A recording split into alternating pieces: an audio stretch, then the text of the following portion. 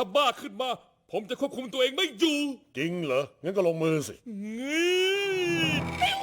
กูไปละเป็นไงบ้างเป็นไงบ้างมันโมโหไหมโมโหไหมว่าไงฮะฮะฮะฮะ ไอ้ติงตอง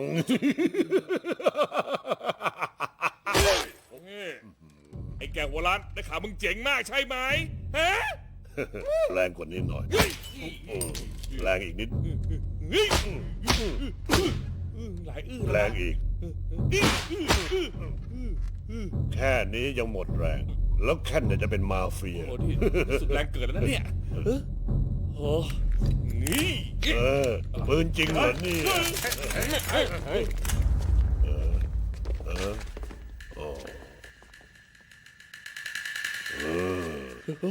เฮ้ย